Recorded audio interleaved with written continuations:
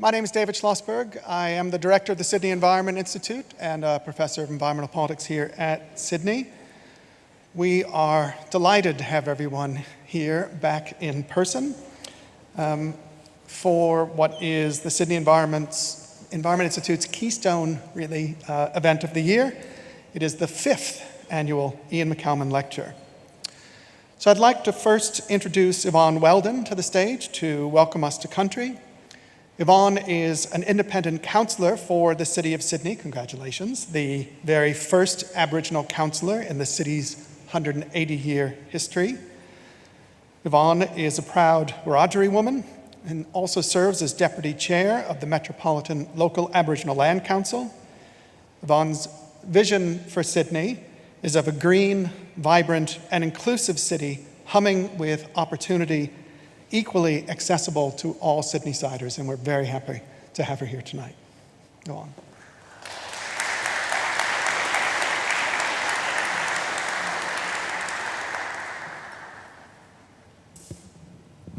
Hello everyone. I stand before you in a building that stands on the land of Eora. I've grown physically on this land, but in my blood and always in spirit, I am Wiradjuri. As was said, my name is Yvonne Weldon, and I am a sovereign woman. I come from Cowra, here in New South Wales, from the waters of the Clare, which later became known as the Lachlan, and of the Murrumbidgee Rivers. I am the elected Deputy Chairperson of the Metropolitan Local Aboriginal Land Council, who are the culture authority under the Aboriginal Land Rights Act for the land we're on. I would like to pay my respects to all elders, past and present, to all First Nations, to you and the ancestors of the lands that you've travelled from. A welcome to country is an age-old tradition. It is more than just words. It is a spiritual process. By honouring the ancestors' footsteps, we are all walking in, continuing the practice of the many generations before us to the many generations to come. The boundaries of our traditional owners are written into the earth's natural landscapes. The boundaries of the Eora are the Hawkes River in the north, the Nepean in the west, and the Georges River in the south. On behalf of the Metropolitan Local Aboriginal Land Council, the elders, and the members, I welcome everyone to the land of the Gadigal. I acknowledge Gadigal people whose spirits and ancestors will always remain with this land, our Mother Earth. Across this beautiful continent of ours, there are hundreds of nations, tribes and clans that have existed here for over 65,000 years. This country's First Nations people are the oldest continuously living culture of the world. And as we're joined here this evening, let us all remember and acknowledge the many warriors that have created pathways for all of us, the ones recognised and those we've never heard of. My people have always listened and learned from each other, from the environment, from our animals, our elements and our ancestors. We don't live in isolation of body, culture, spirit, land or water because we are one, for in our blood it runs. We need to reflect upon the footsteps we're leaving to know where we're heading, shaping a society, a country we can be proud of. All of us together can bring about positive changes to multiple generations, starting a healing to the past generations by declaring what should not have taken place, to the present day generations, giving us hope and creating a future for the next generations, for everyone in this country. We are in this together, and we can achieve positive change each and every day, bringing my people, your people, and all our people together. As you consider and listen to the views being presented here tonight, and thinking about our footprints, climate risks, and what changes we need and what we must make, remember to reflect about my people's stories and our connection to this land that were forever changed when we were erased from the view. My people lived in unison with this country for thousands of generations, learn from our ancient practices because we are still here. And think about the difference you can make today that will become the milestones of the future, all our futures, so we can still have one. So let us all draw upon my people's spirits as we continue on our journey. May my people's spirits walk with you and guide you as we strive forward for us all. Again, on behalf of the Metropolitan Local Aboriginal Land Council, welcome to Gadigal land. This always was, always will be Aboriginal land. Thank you and have a wonderful evening.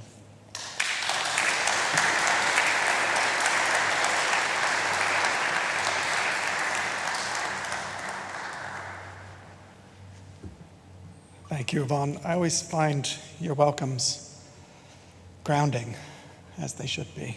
Thanks. I'd now like to introduce the University of Sydney's Provost and Deputy Vice-Chancellor, Professor Annamarie Jagose. In this role, Annamarie plays a pivotal role within the university, working to ensure a focus on outstanding academic performance and scholarship and strategic planning across the faculties, centers, units, and and in managing the university as a whole. Annamarie herself is an internationally renowned scholar, a fellow of the Australian Academy of Humanities, and a fellow of the Royal Society of New South Wales. She's the author of numerous monographs and an award-winning novelist and short story writer. She's also been a longtime supporter of SEI, and we're very happy to welcome her to say a few words.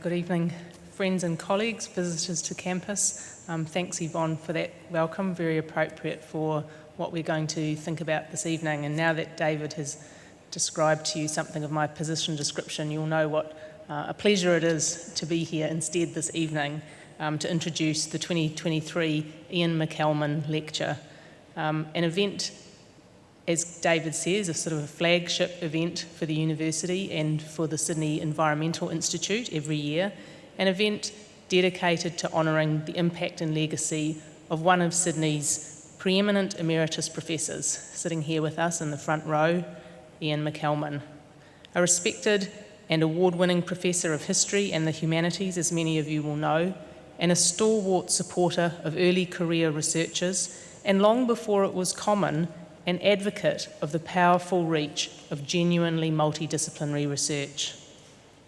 This event, of course, as you would guess, by David's role, is hosted by the Sydney Environmental Institute, which has played a key role in raising the reputation of this university as a leader in impactful, multidisciplinary environmental research. At Sydney, we like to say, our research is excellent, tackles the greatest challenges, and contributes to the common good. We like to say that so much that we've actually built it into the heart of our recently released 10-year strategy, Sydney in 2032. The university aims to be both impactful and transformational, and in relation to environmental research, SEI is a key part of our strategy. SEI addresses some of the greatest issues we're facing: climate change, biodiversity loss, environmental devastation, and the impacts of all these on both people and the planet. That relationship between outstanding research and the public good is central to SEI's mission, and not coincidentally will be a focus of tonight's address. SEI both responds quickly to events such as bushfires and floods to examine community experience and propose improvements to policy and practice, and it aims to cultivate a long-term vision for the deep-rooted transformation in the human relationship with environment required to tackle those challenges. The university and SEI place great importance on mentoring and building the capacity and research impact of our higher degree research students and our early career researchers. For SEI, this involves training in multidisciplinary research methodologies, seminars on diverse and multiple career pathways, inclusion in local and global research networks, one-on-one mentoring, coaching and logistical support for various kinds of writing, research dissemination and engagement. And this Iain McCalman Lecture is another example of spotlighting the excellent research of our outstanding early career environmental scholars, this evening Kate Owens, who David will introduce.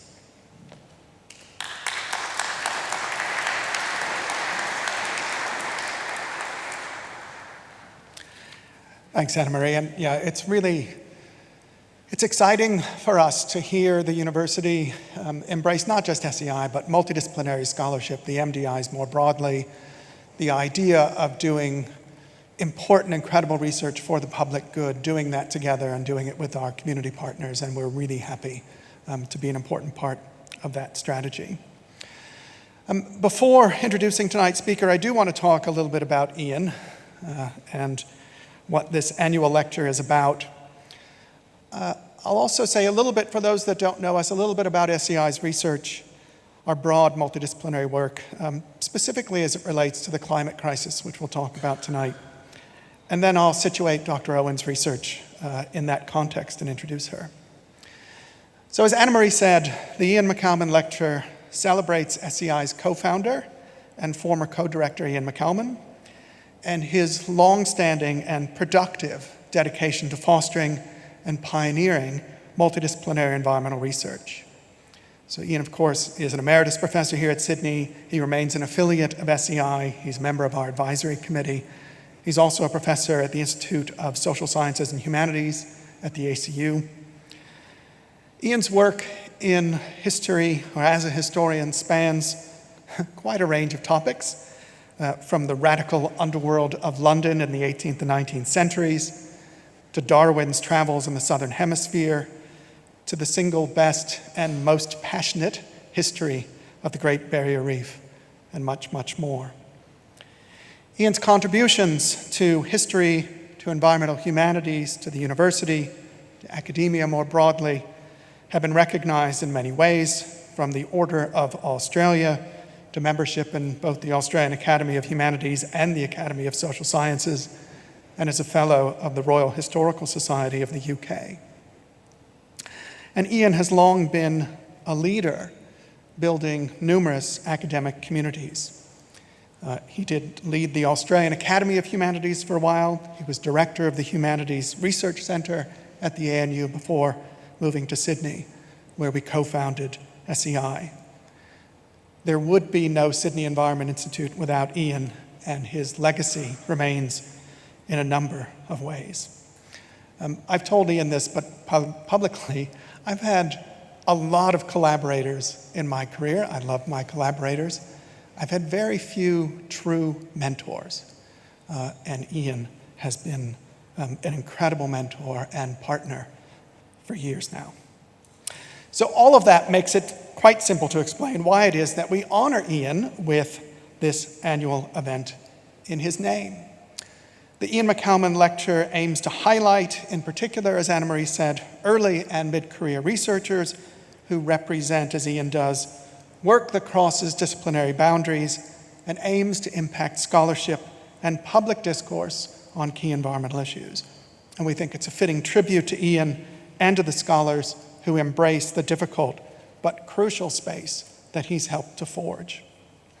Again, this is one of our annual highlights at SEI, and we use it to set the tone for at least one of the themes of research that we run across the year.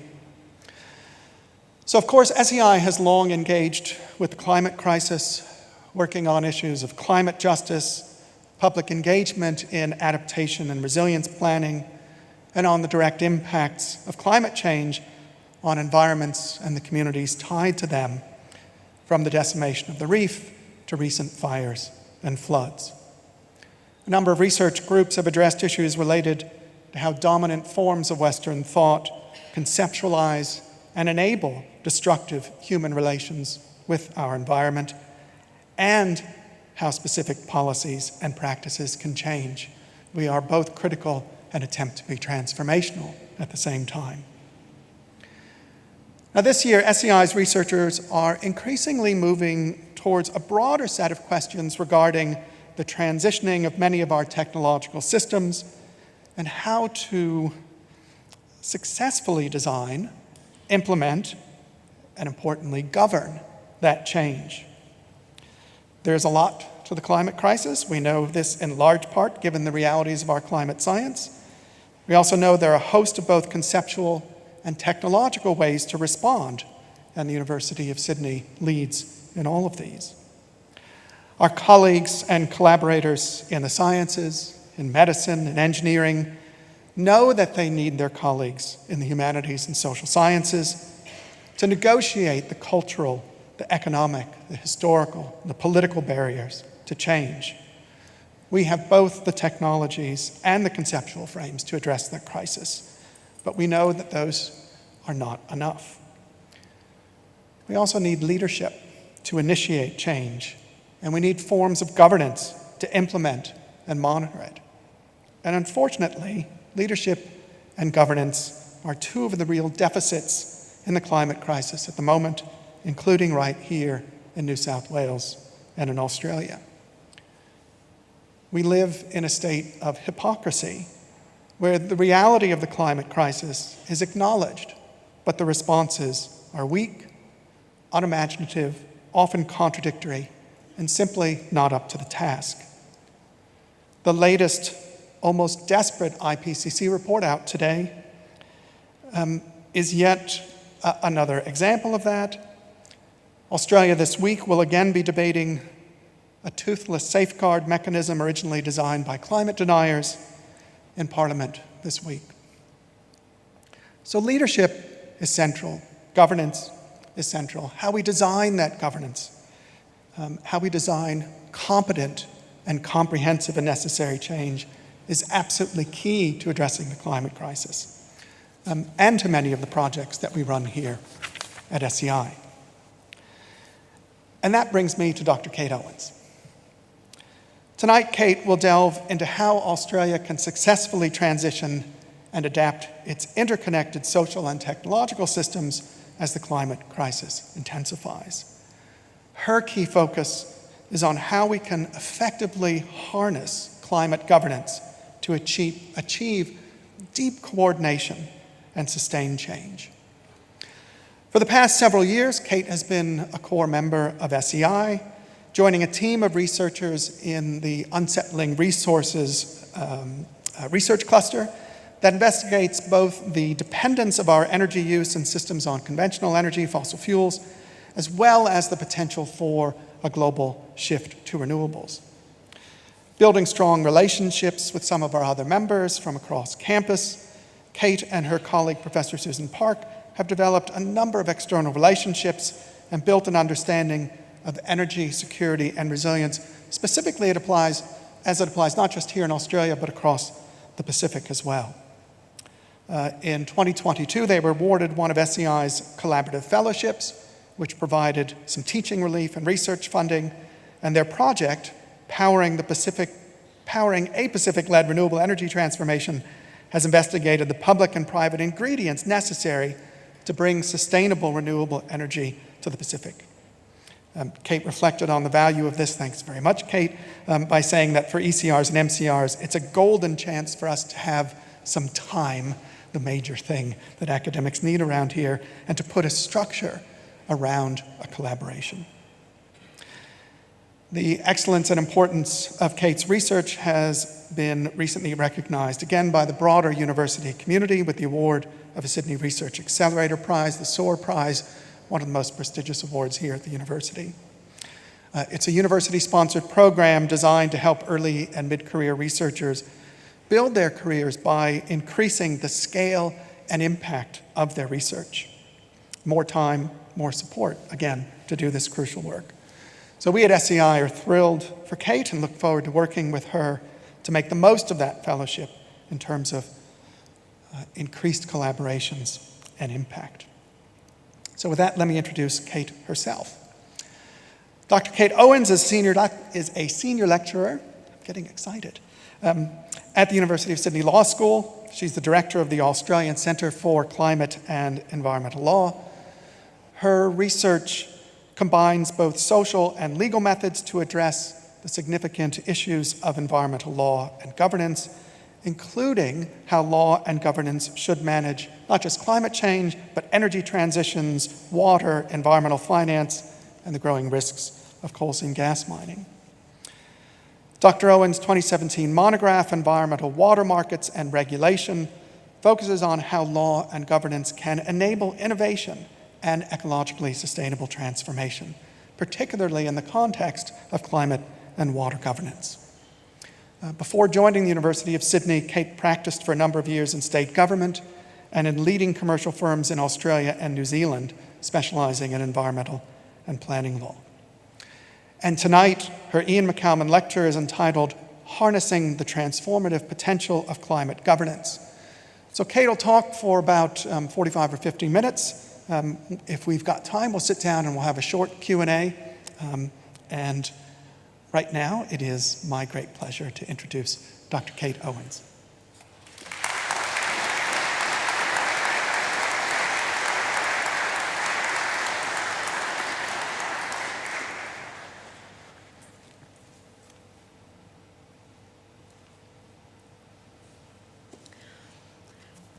Thank you very much, David, for your warm and generous welcome.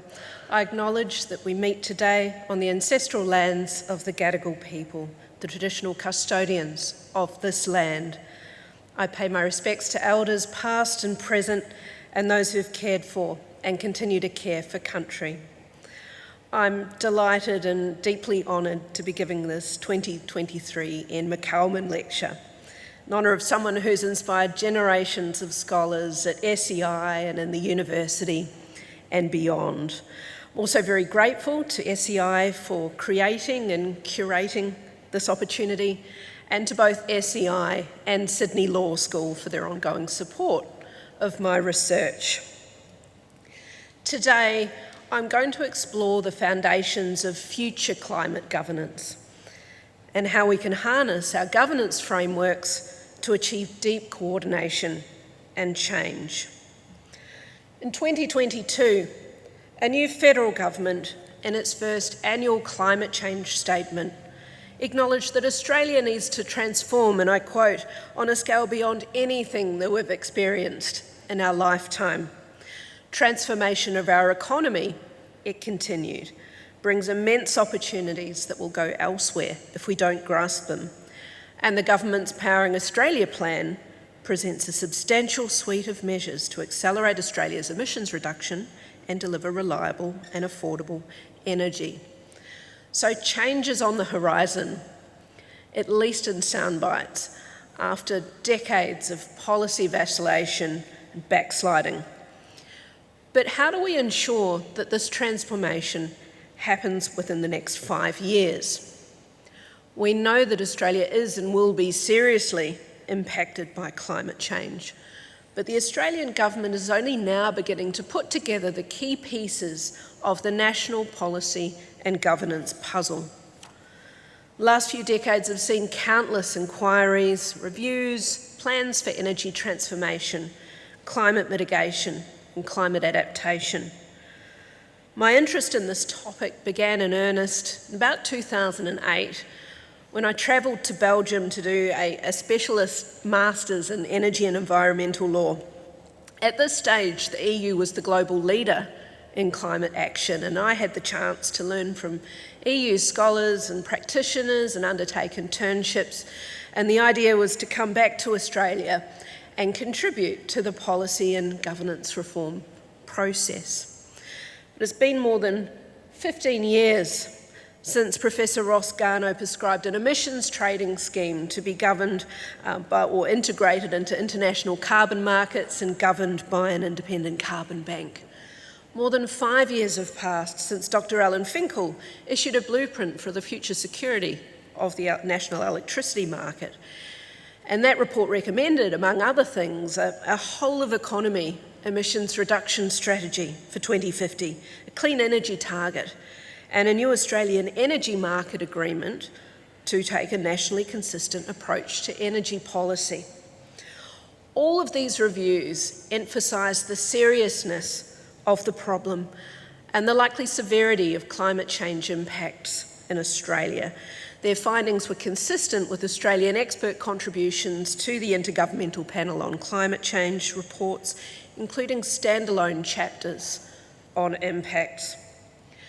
But in 2023, much of the most crucial and difficult strategic and implementation work remains to be done on understanding impacts, on planning the necessary energy transition, achieving our promised contributions to the Paris Agreement, planning for inevitable climate disasters, and of course adapting to a future with climate change.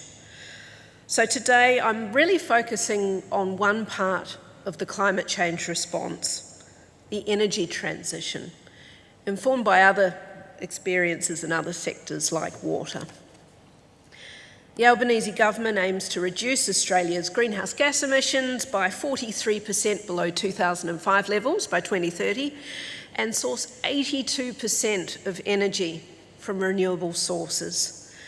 And these targets are incredibly important, of course, but they're only the beginning. A concrete plan to achieve these ambitions hasn't yet been released, and we don't have a framework that will actually bind the Australian economy to meaningful regulation and adaptation. A revised safeguard mechanism's been announced, but it only covers about 28% of emissions and doesn't apply, at least in practical terms, to the electricity sector, which represents about 45% of our emissions. And there's a lot of current debate about its design. So how then do we move from these political sound bites to coordinated action and implementation? Our over-reliance on non-renewable fossil fuels, underinvestment in the grid, and an absence of a concrete plan to get to net zero emissions by 2050 are not just political, economic, or engineering problems. They are fundamentally problems of governance, and building climate governance capacity needs to be a central focus of our solutions. I use the term climate governance here to refer to frameworks, including legal frameworks, mechanisms and institutions used to scale up and speed up climate action. So these frameworks can provide a legal or a policy mandate for action and an arena for diverse actors, so governments, companies, NGOs, communities, community organisations, individuals, to interact, collaborate and innovate to develop and implement policy. Over the last few decades, we've seen climate governance expand from multilateral agreements under the UN Framework Convention on Climate Change, including the Paris Agreement, to include national and subnational initiatives. According to the IPCC, 56 countries now have climate framework laws covering 53% of global emissions. Governments, financial regulators, emissions markets, companies, local government, financial regulators, courts, tribunals, all now play a role in the so-called climate regime complex. But at the same time, what we've found is that we've got this challenge now of linking and coordinating all of these various spheres of governance. And it's become very clear that our governance frameworks are going to need to be further improved and innovated to actually combat climate change and adapt to its impacts. Major environmental law reforms that we actually have managed to enact in Australia haven't been well implemented. So the Murray-Darling Basin, for example, major policy reforms to manage our scarce water resources have been plagued by vested interests, continue to be poorly implemented. And we see the same with climate mitigation and adaptation. But what laws and governance forms do we need to establish right now in Australia to facilitate this whole-of-nation effort? What should our future climate governance look like? Answering these questions requires a much deeper understanding of the transition process and the coordination required. And there are going to be many important features of future climate governance. My research focuses on 4 key pillars that have informed my most recent research.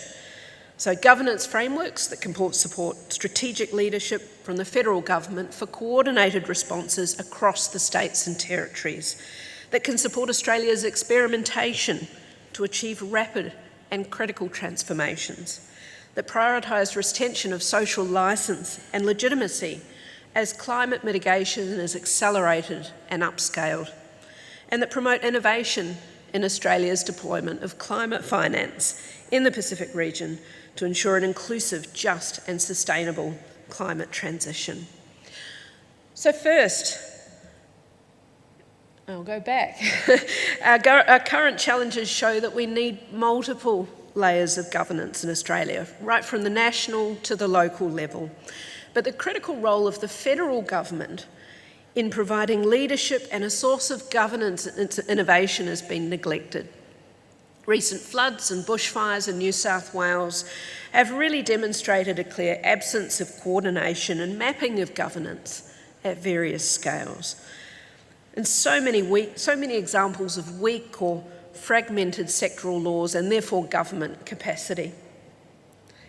Rather than proactively addressing all of these underlying governance issues that could mitigate or even prevent these impacts, government resources are being diverted in a more reactive way to actually respond to these emergencies as they happen. We need to revisit the fundamentals of governance, to rethink how governments can facilitate cooperation among public, private and civil societies at different levels, particularly for those communities who really haven't been served well. And in this process, the federal government needs to serve a critical coordinating and strategic leadership role. While the federal government's target of 82% renewable energy will really focus investors, increase the uptake of wind and solar, these targets will not, in themselves, overcome the market and political risks and cost. Risks and costs that arise from a lack of national coordination, combined with physical challenges within the national electricity market, or the NEM. Australia is undergoing a process of deep renewable electrification, as its largest coal-fired power generators are closing or nearing the end of their useful lives. To accomplish this, the grid has to be reconfigured to accommodate geographically dispersed wind farms and solar farms, and also consumers who are going to be contributing to a growing share of supply through distributed energy resources like rooftop solar. Since the previous coalition government vacated the policy space in 2013, transition processes have been led by the states, and this has resulted in a fragmented NEM. All state and territory governments have adopted emissions reduction targets of net zero emissions by 2050, and many states have sought to protect local benefits and jobs within the clean energy sector. The result is a patchwork of measures, with states and territories setting their own targets and reforming in an ad hoc and disjointed manner, using different policies and approaches to achieve the same goal. Each state has its own renewable energy targets and is developing its own plans for the construction of renewable energy zones, new transmission lines, retaining social licence. Each state plans to achieve its targets by creating and regulating electricity within its own borders. And while in some contexts, local policy experimentation is very beneficial, these particular renewable energy developments constitute backsliding in the context of the NEM, even if states are trying to do the right thing. It's fragmentation that's going to cost households and businesses that will be actually required to fund all of this investment. To meet the federal government's targets, the Commonwealth, states and territories will instead need to share renewable energy resources. Snowy 2.0, for example, will, when it's finally completed, provide New South Wales and Victoria with invaluable, dispatchable, on-demand generating capacity and storage when it's not windy or sunny.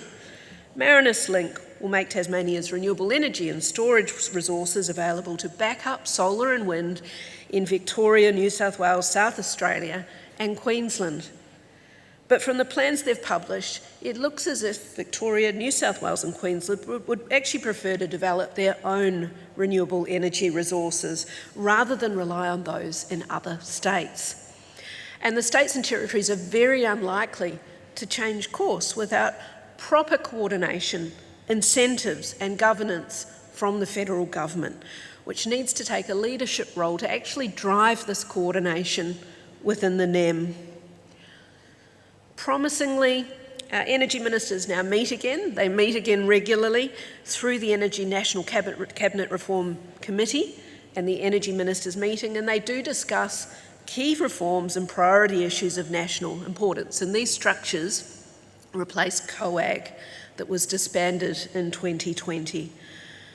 But the federal government is going to continue to face challenges actually establishing a coordination role within the regulatory landscape that's emerged over time. Energy is primarily a state responsibility under the Constitution, and states have resisted transferring legislative power. Meanwhile, there's this urgent need now for multi-level governance that actually incorporates a national perspective, has cross-cutting regulatory and coordination capabilities, and can integrate state and territory renewable energy policies. And it needs to do this while delivering a transition that's just and takes community considerations and co-benefits into account. The Murray-Darling Basin is a cautionary tale about the need to actually protect these structures once they're in place. So in contrast to the energy sector, the federal government did actually develop national water policy that it enacted through the Commonwealth 2007 Water Act. And what this act did is it enabled the federal government to shift from facilitating reforms by the states at the edges to actually stepping in and intervening in the reform process on a whole of basin basis. And this was in the context of a very rapidly deteriorating river environment. These were wholesale reforms. They established a Murray-Darling Basin Authority and a basin plan to set environmentally sustainable limits on water withdrawals across the MDB. But still, the basin continues to deteriorate. And scientists agree that inland rivers will experience acutely drier conditions in the future despite recent floods, particularly in the southern basin. South Australian Royal Commission found that the basin plan didn't reflect best available science and actually contravened the requirements of the Water Act. And this can be attributed in large part to the fact that the governance regime didn't fully shield the Murray-Darling Basin Authority from the politics of the process. Meanwhile, the basin plan itself has only been partially implemented. So once the basin plan was enacted, state governments were really reluctant to actually implement the withdrawal limits that had been set across the basin through state-level sub-plans. This was particularly the case in New South Wales, which only resubmitted all of its water resource plans in February this year, so 3 years late. At the same time, water extractions haven't been well monitored by the states, and there's been poor compliance with the caps that do exist on withdrawals. Various compromises negotiated in the final stages of the basin plan process haven't been implemented, so that includes an adjustment mechanism to account for supply and irrigation projects. These haven't been implemented on time, and it's because the basin states aren't delivering on these projects. Public opinion's been divided on how water should be recovered for the environment and to what extent, and rent-seeking behaviour has affected public decisions regarding both voluntary water buybacks and irrigation infrastructure subsidies across the basin. Throughout the implementation process, basin states have continued to make decisions in the Ministerial Council that have undermined the Basin Authority's implementation process and its independence to actually manage the basin in the national interest. And it's going to take considerable political force to actually turn this situation around and deliver the plan in full by the deadline of 2024.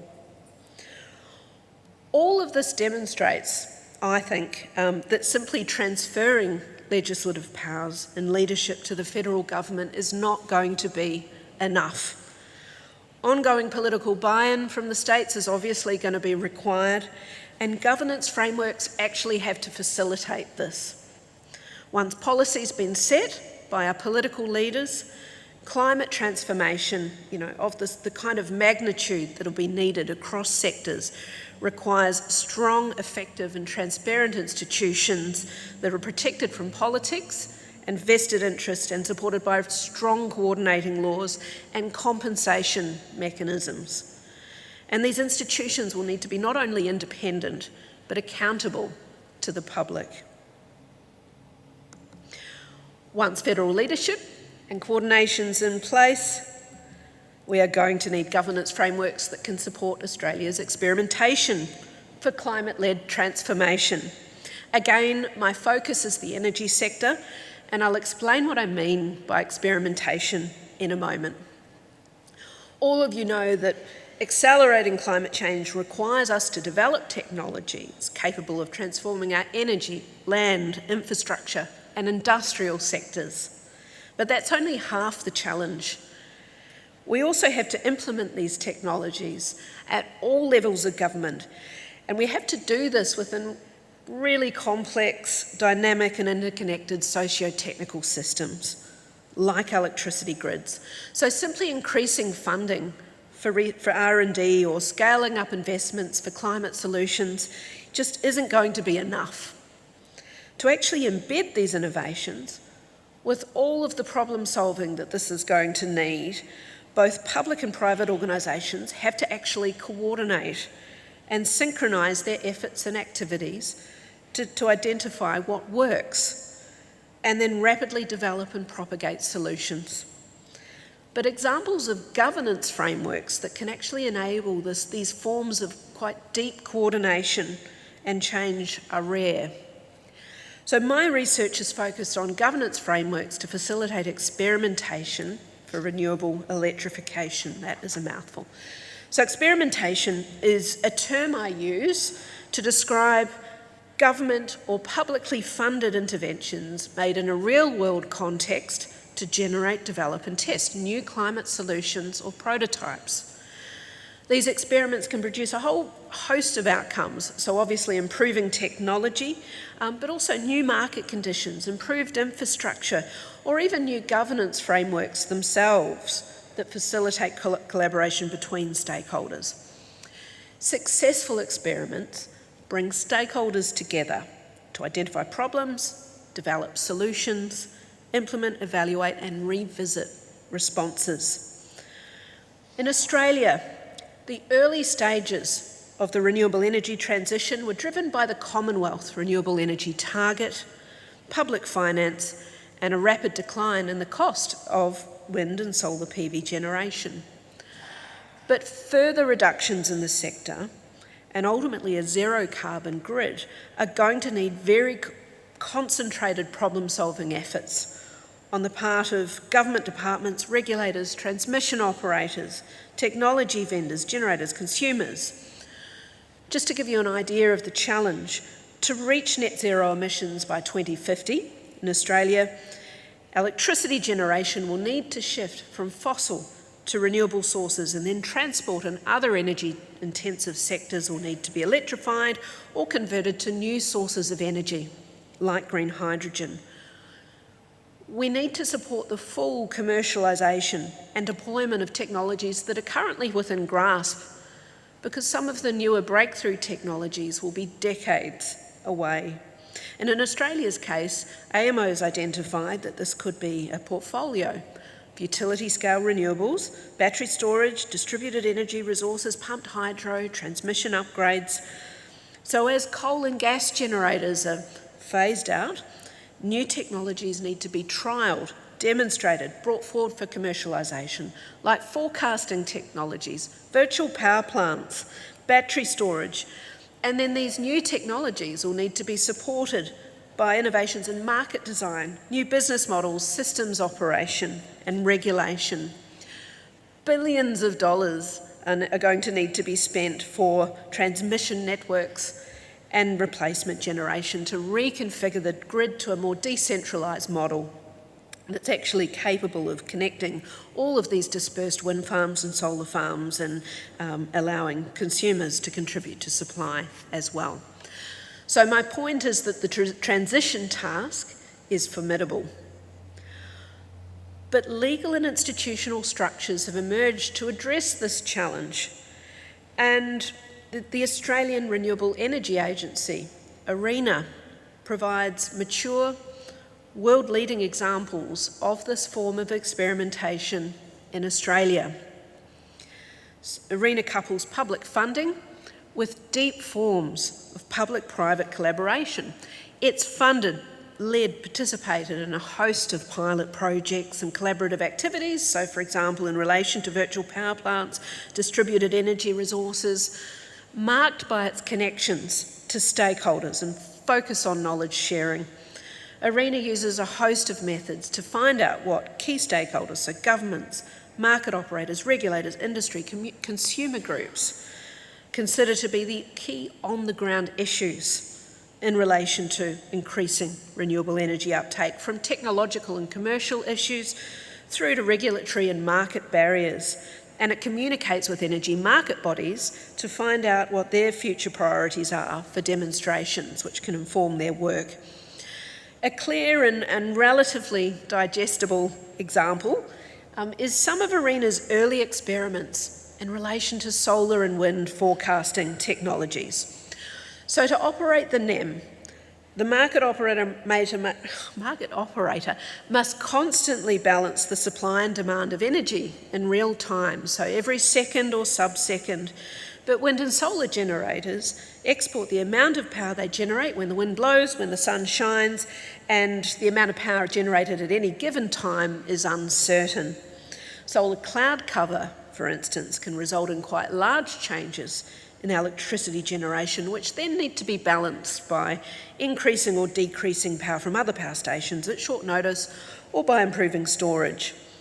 So through ARENA's A-Labs, which included industry and government stakeholders, the concept of a national data-rich nowcasting system was developed to integrate millions of data points to forecast wind and solar power.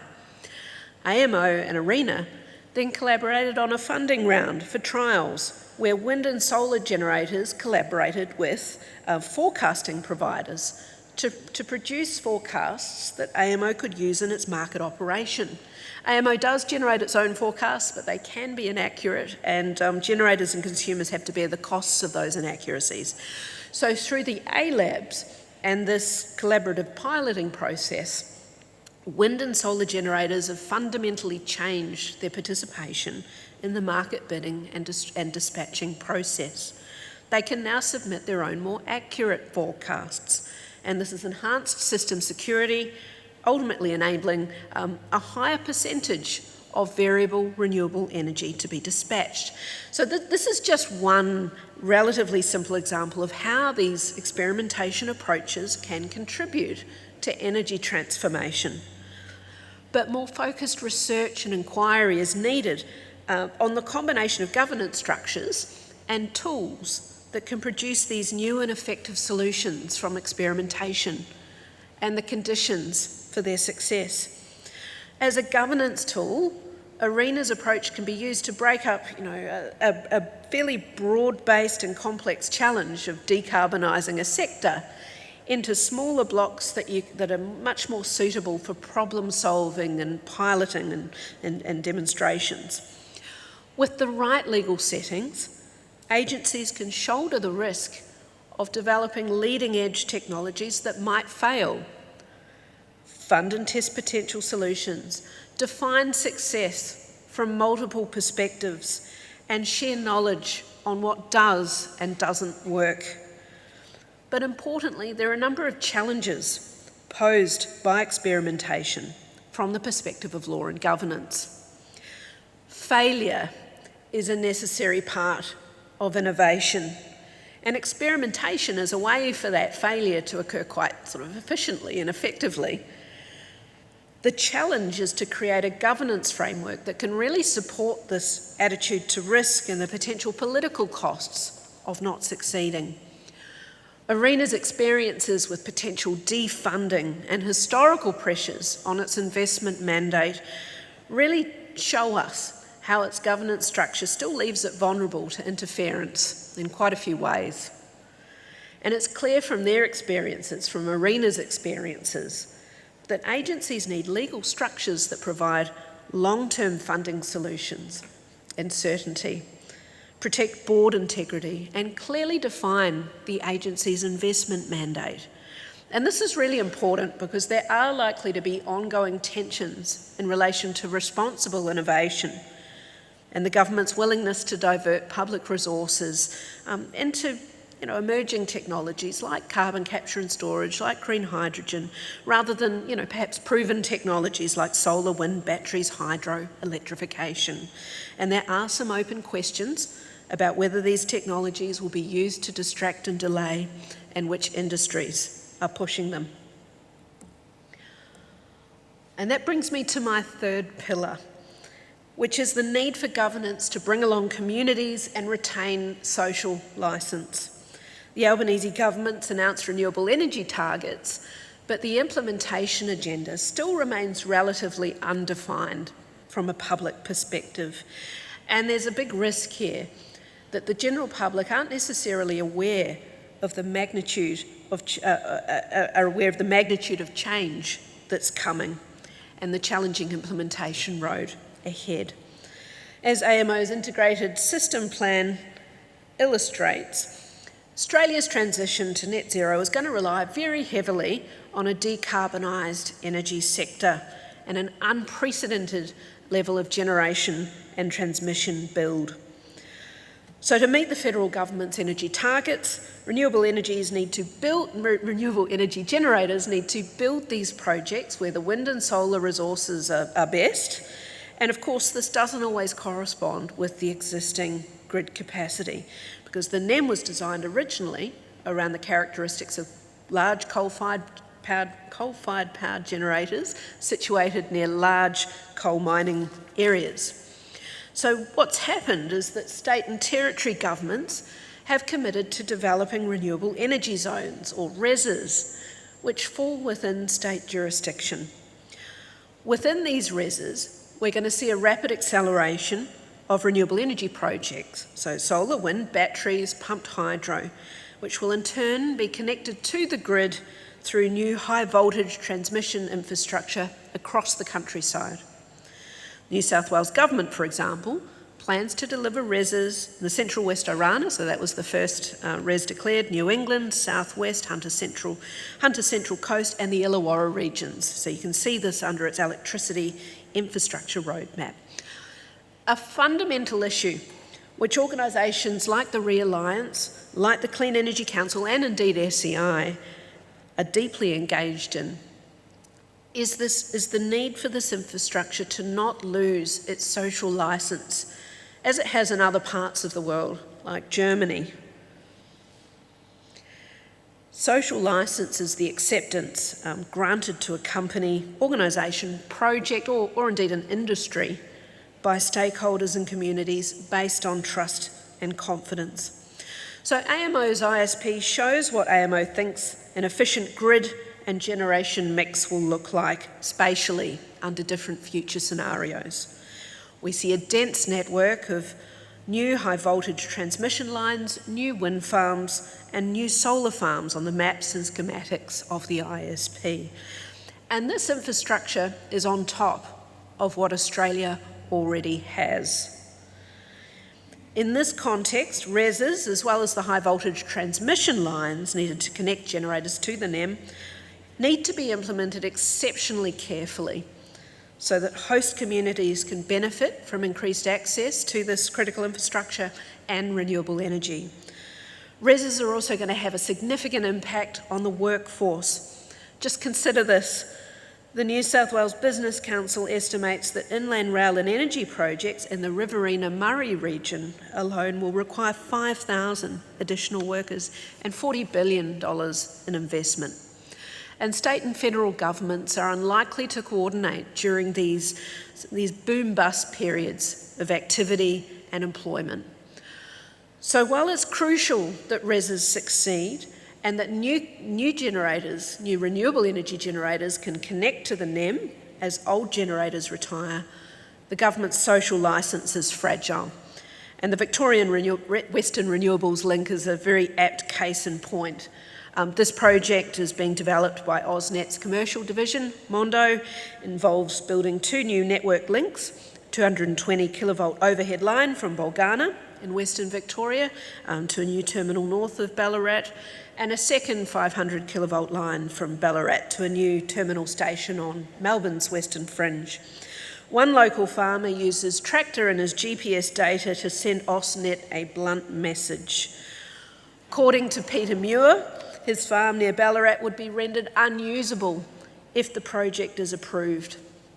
AusNet's community engagement approach led to the project's formal community consultation group resigning and farmers threatening to block AusNet from accessing their land. Opposition leaders point out that, while renewable energy resources need to be unlocked, it must be done the right way. And I quote the former Shadow Treasurer Louise Stalley. Part of the program, she remarked, with this project is that AMO drew lines on a map, there was a contract let, and then community and landowners were brought in. We think that's the wrong way. We understand that this is complex, that these are big infrastructure needs, but as we transition, we think that there's a better way to do it than the way the government's doing it. We should be looking to use the latest in technology, undergrounding where we can, battery storage along the way, ensuring that there is local community benefit, not just through community funds, but through cheaper access to renewables in the corridors and proper ongoing remuneration for all affected landholders. And this list is important.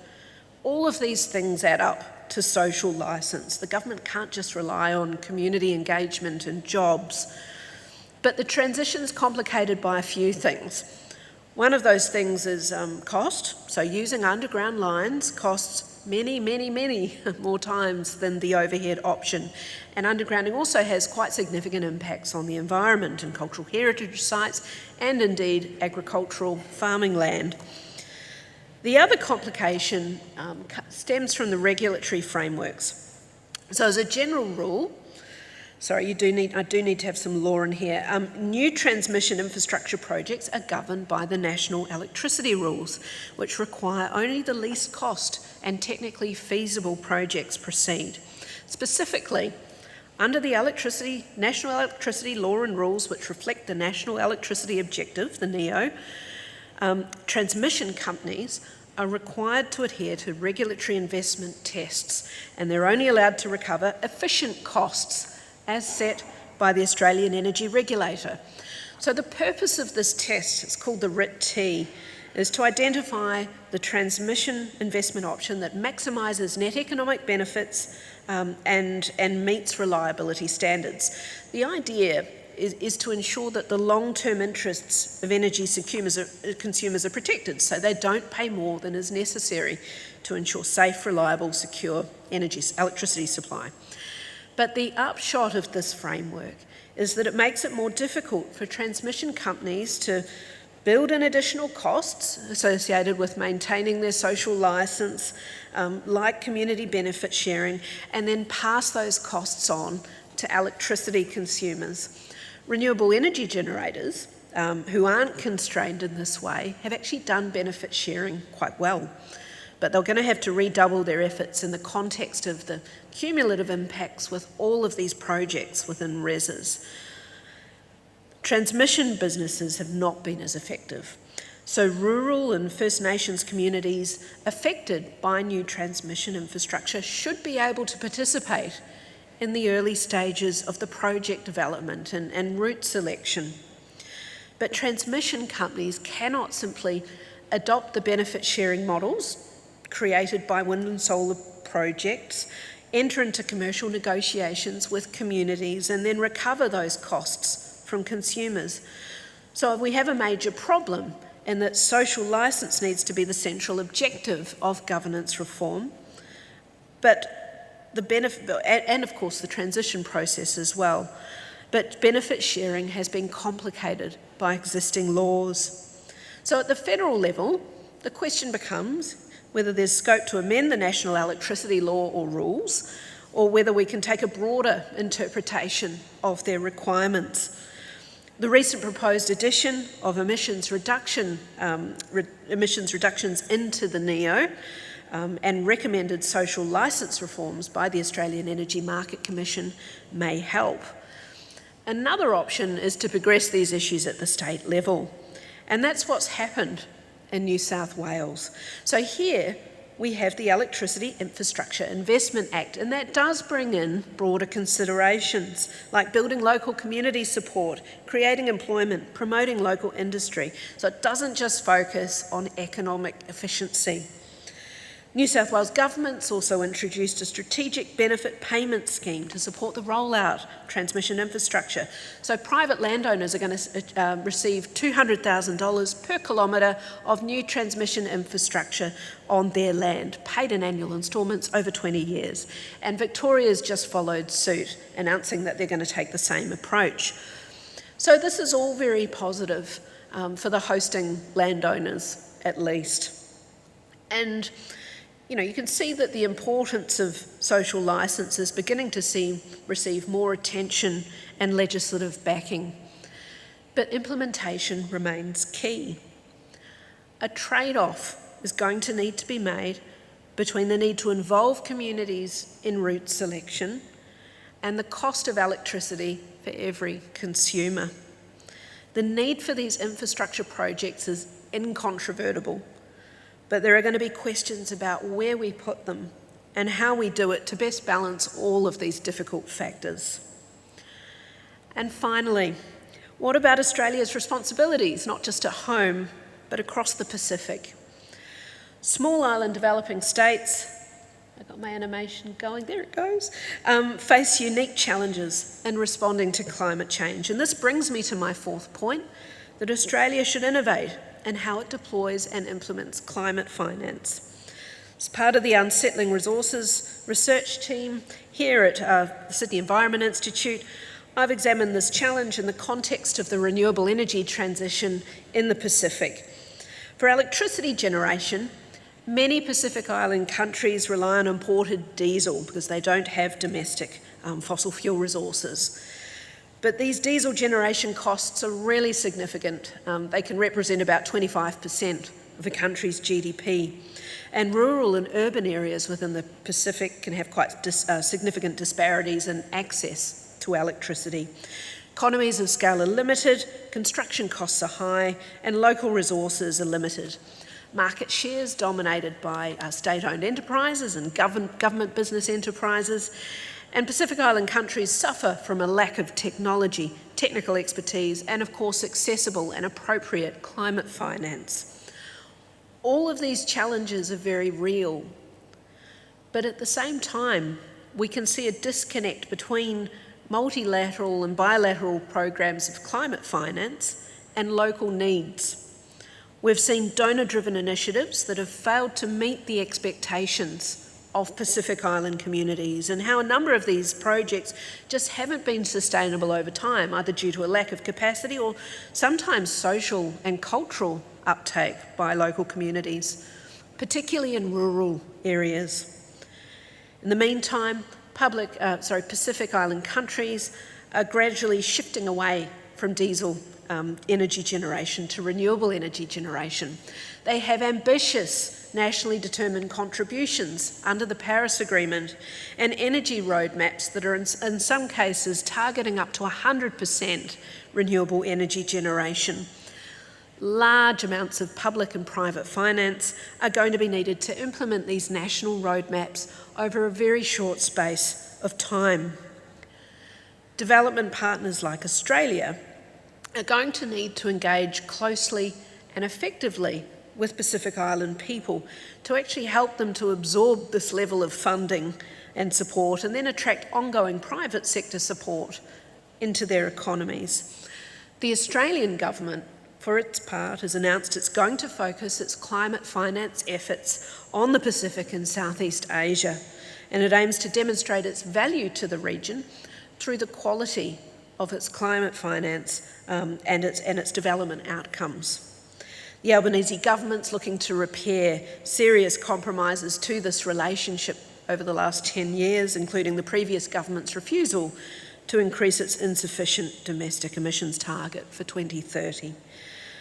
Instead of engaging in multilateral efforts, so for example the Green Climate Fund under the UNFCCC, the Australian government is choosing to work bilaterally and directly in the Pacific as the Pacific's largest development assistance partner.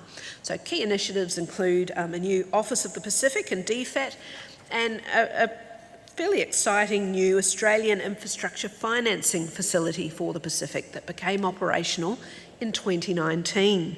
So this was originally a $2 billion fund, and the Albanese government's doubled its budget to enable $1 million in grants and $3 million in loans. And the fund's also going to be used to implement the new Pacific Climate Infrastructure Financing Partnership, details of which are yet to emerge.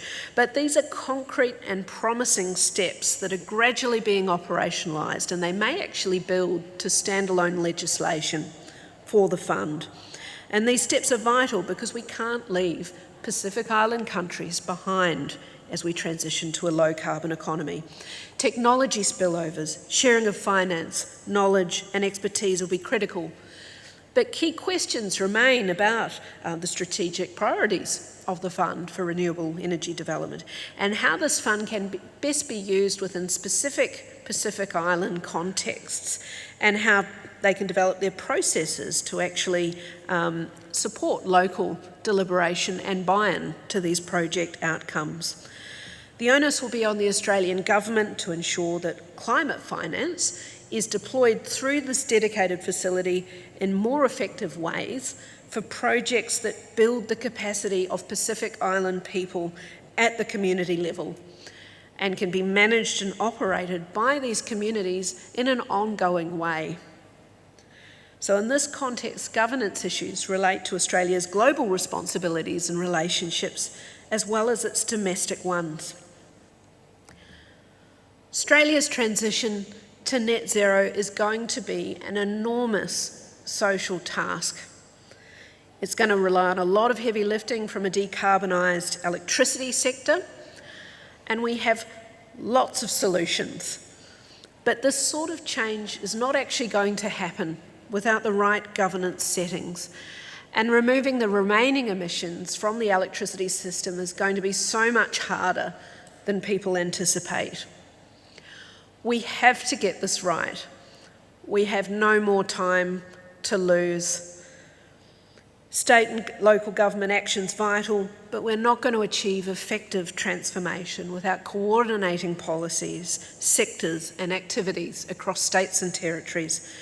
Federal leadership will be critical from both the standpoint of the NEM, but also in terms of our leadership globally, particularly in the Pacific.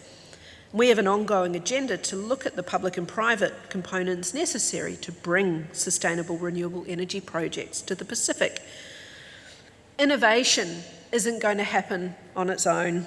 We need to continue to develop and fund frameworks for Australia's experimentation to achieve rapid and critical transformations, and then share that innovation globally. Public-private collaboration is going to be vital. And large-scale climate litigation can't happen without equity. If we're going to accelerate mitigation and scale it up, then retaining social licence and legitimacy has to be central to the governance process. With the right governance in place that enables us to problem solve, respond to the demands of equity, plan and coordinate our activities and share knowledge, we can find solutions, implement solutions at scale and not leave the Global South behind. Thank you.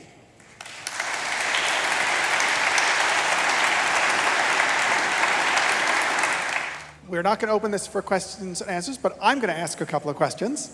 It's a bit unruly to do it on a large scale, so hopefully I'll ask something you like. But first, thanks for that amazing and comprehensive picture of what good climate governance needs to look like.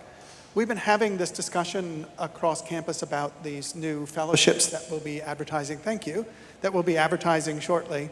One of the topics that came up for one of the clusters was this idea of future-proofing governance. And I thought, as a political scientist, what the hell is that? Right? What does that mean to future-proof governance? And thank you, because I think you've laid that out for us. Right? What it means to have governance structures that actually are fit for the conditions that we'll be living under. So I'm just going to ask a couple of questions. Won't put you on the spot too much, I hope, but two things that I know you're interested in, and hopefully the audience will be as well. One, I'm curious about process here, right? What does a better form of transition governance mean for democracy and community inclusion? You've talked about co-benefits and the importance of that. Love the picture, thank you. But what does the process look like, right? So I know you've got an interest in deliberative democracy, deliberative processes, especially culturally informed processes for engaging a range of community knowledges. So where does all that fit in this idea of strengthening and future-proofing climate governance? Thank you, David. Is this working? I think it is. Can you hear me? Yeah. Look, I see the need for deliberation or the deliberative process as probably a key thread that informs all of the pillars that I talked about today, particularly in relation to social licence. I talked a lot today about the energy sector, but I think quite a clear example of the process or the need for a deliberative process is actually in relation to the Murray-Darling Basin, where we're trying to govern quite complex systemic climate risks and impacts. When we think about the basin, we know that regulators there are going to be governing quite complex environmental functions, water infrastructure, water engineering, communities, agribusiness development, climate variability, climate change, and in that particular context of complexity, that the climate models and predictions are only really a starting point in the governance process. So once the process is identified, say the model with the most skill and the best available scientific evidence, hopefully through deliberations between experts, then the process does need to go one step further and actually engage with public perceptions regarding how much water should we consume now and in the future, who or what is going to bear the risks of climate change, how do we want our basin to look in 10, 20 or 30 years. So in this context, the problem-solving abilities of deliberation and the deliberation process become very important.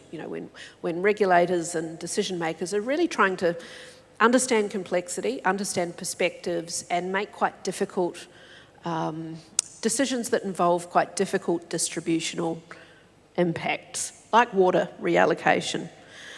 So, to date, we've had very low transparency and low public engagement with climate models in the basin and with, preferred or anticipated climate futures. But certainly the Water Act and the Basin Plan provide lots of opportunities for both expert and public deliberation. We've got a Basin Plan review coming up in 2026 that could really draw on, the massive volume of literature on structured deliberation that exists. In terms of, so that's Australia. In terms of the Pacific, we've been looking at how culturally informed deliberation can improve project outcomes in the Pacific. When we think of deliberation, we're often thinking of it as more of a Western construct, relevant to theories of deliberative democracy, but it is a universal practice, and we're seeing, a lot of traditional dialogical engagement traditions in these places like Talanoa in Polynesia and Tok Story in Vanuatu, and there's certainly scope to to draw on these traditional practices to, bring community knowledges and perspectives into the project development process for, international donors and proponents and governments and communities, and actually ensure that we have projects that benefit and serve Pacific Island people. Thank you, Kate, for that really important talk and for that introduction to some of the deliberative processes that we'll have. I want to end and let folks go, but I do want to end with a number of thank yous, because it's not a simple thing to put on an event like this once a year. So just a few things here. To Kate, of course, for preparing this, thank you.